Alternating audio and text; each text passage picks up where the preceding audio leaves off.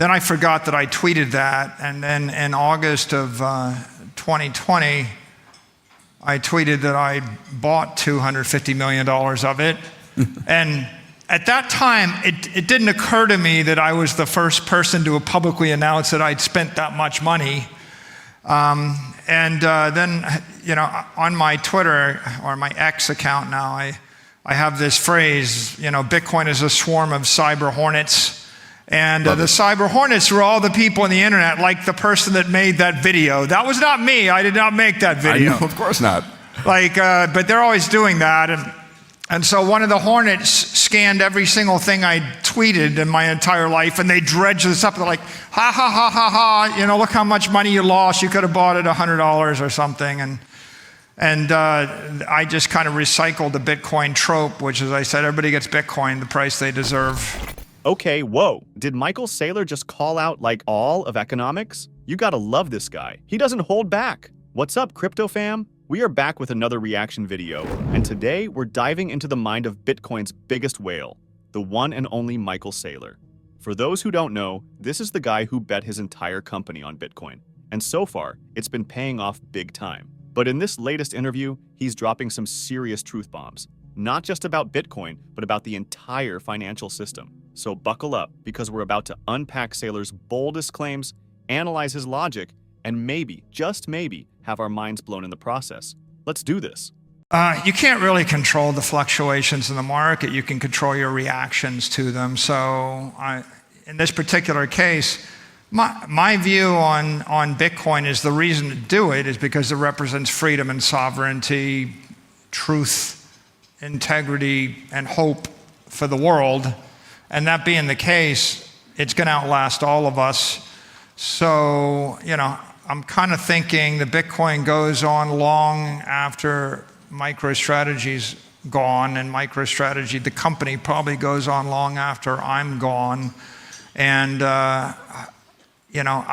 my view is, if we're remembered for advocating and accelerating the adoption of Bitcoin throughout the world, then that will have been success, and I don't really need anything else. Okay, so Saylor is basically saying that besides Bitcoin, everything else in the crypto space is just noise. Interesting ideas maybe, but ultimately too uncertain, too risky. Now I get where he's coming from. Bitcoin has the first mover advantage, the brand recognition, the security track record. And let's be honest, a lot of altcoin projects do fizzle out. But to say they're all doomed? That seems a bit extreme, even for Saylor. We've got projects tackling real-world problems: DeFi, supply chain management, digital identity. Ethereum's smart contracts alone have spawned an entire ecosystem of innovation. To dismiss all of that as just complicated feels like a disservice. Personally, I'm a bit more open-minded. I think Bitcoin is king for a reason, but I also see potential in the altcoin space. It's about diversification, finding projects with strong fundamentals and real-world utility. But hey, that's just my 2 cents. What do you guys think? Let me know in the comments. I'm kind of thinking the Bitcoin goes on long after MicroStrategy's gone, and MicroStrategy, the company, probably goes on long after I'm gone. And my view is, if we're remembered for advocating and accelerating the adoption of Bitcoin throughout the world, then that will have been success, and I don't really need anything else. It's amazing. And I'll take the beatings as they come or go in order to get to that end goal, because I'm sure it doesn't come without turbulence. Now, here's where things get really interesting. Saylor talks about how MicroStrategy is basically doing DeFi, but on an institutional level. They're borrowing hundreds of millions of dollars using their Bitcoin holdings as collateral. And Saylor predicts that big banks like JP Morgan and Goldman Sachs are going to jump on this train soon. Imagine that, your bank offering you a loan backed by your Bitcoin holdings. It could be huge for Bitcoin's legitimacy, bringing it further into the mainstream. See capital controls all over the world, especially when the currencies collapse, the capital controls go in place. So you can't trade money, or you can't trade the currency across borders. And of course, you certainly can't trade the currency with your future self 10 years from now. And how do you even trade a currency? In collapsing countries, you'll find nobody wants to sign a 3-year contract because the local currency is not going to be worth the same amount in 3 years. So you have a hard time trading in time with counterparties or in space. And so Saylor also spends a lot of time talking about Bitcoin's volatility. He blames it on, and I quote, unregulated offshore after-hours crypto trading. Basically, he thinks the degens are messing things up for the rest of us. no currencies are stores of value. And if you say to someone, what do you think about Bitcoin as digital currency? They say, well, I think it threatens the dollar. I hate it. If you said, what do you think about Bitcoin as digital property? I'm going to buy it instead of buying a building in Des Moines. They're like, oh, have at it. If you simply conceptualize it as property, which is store of value, all of the objections, all of the straw man objections, like it's used for money laundering, it's not legal tender, I can't buy coffee with it, it's not fast enough, it's not private enough. All of these things disappear because it's about as stupid as saying to Bob Kraft, you can't buy a cup of coffee with the New England Patriots by breaking off one of your tight ends, and you can't buy a cup of coffee with your building in Boston. So of course I can't. You can't buy a cup of coffee with part of a Picasso, the lower left corner either. But wealthy people have been using them as a store of value and as money for 500 years. And now you get to profound idea, right? Which is there's capital in the economy. Where is it sitting? Well, it's sitting in buildings. We've monetized buildings. A rich person goes, and I know a lot of wealthy people. They make a fortune, and what they do is they just go buy real estate that they don't need. They buy apartments they don't need. I mean, everybody can pick up the paper and they can see examples. People buy trophy assets and they buy buildings and they buy land. They don't need land banks. So real estate is a way to fight inflation or to preserve capital over the long term. Another way to do it is I invested in a company, or I attempt to pick the right stock, a Magnificent Seven stock. A third way to do it is with art.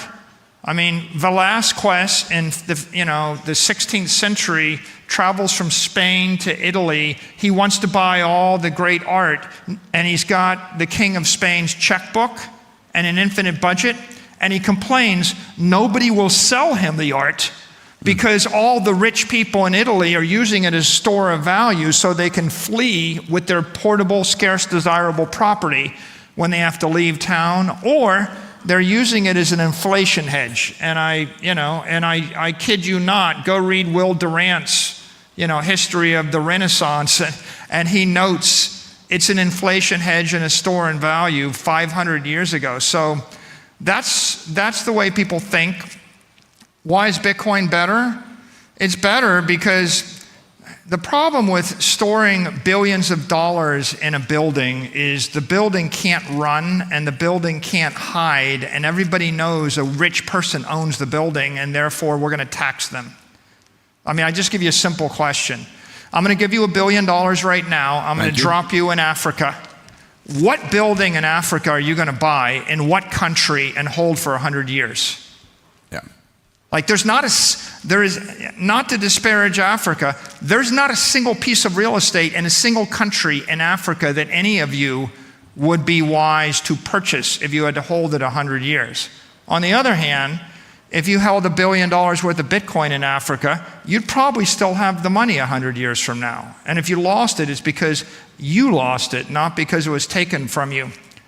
Everybody walks past the biggest tower in the city, and they look up and they say, there's a person with more money than me. And then they think, why don't we tax them? What are they going to do, move the building? Right? You're not going to move the building. And so then they walk past the parking lot and they think, well, let's just go ahead and put a zoning restriction on that so you can't actually build on that parking lot. So at the end of the day, your property is getting rent controlled, expropriated, taxed, etc. And so it's the best idea in the 20th century. Yeah. I think that's the important point. But we're not in the 20th century. We're in the 21st century. I wanted to get... This is a crucial point that Saylor keeps hammering home. He's not trying to replace the dollar, at least not directly. He sees Bitcoin as digital property, like digital gold, but even more important. Think about it. Property rights are fundamental. They're enshrined in law. If Bitcoin is property, it's protected, at least in theory. This makes it less threatening to governments. which could be huge for regulation. And for adoption too. People understand property. They invest in real estate, in precious metals. Framing Bitcoin this way makes it more familiar and more approachable. Now, is this the only way to think about Bitcoin? Not necessarily. Some people do see it as a currency, a way to transact, to escape inflation, and that vision has its own merits. But I think Saylor's onto something here. Focusing on the property aspect could be Bitcoin's fastest path to mainstream acceptance. Alright, so we covered a lot of ground with Michael Saylor today. From Bitcoin maximalism to institutional DeFi, the halving hype, and the whole property, not currency debate, it's clear this guy is thinking big picture. Love him or hate him, Saylor makes you think. He challenges the status quo. And whether you agree with his predictions or not, there's no denying that he's a major force in the crypto world. But here's the thing, don't just take my word for it or even Saylor's. Do your own research. Dig into Bitcoin, explore the tech, and understand the risks and the potential. Form your own opinions. And once you have, let's talk. Hit me up in the comments with your thoughts on Saylor's predictions, your own Bitcoin thesis, or anything else crypto related. As always, thanks for watching. Don't forget to like, subscribe, and hit that notification bell so you don't miss out on future crypto deep dives. See you in the next one.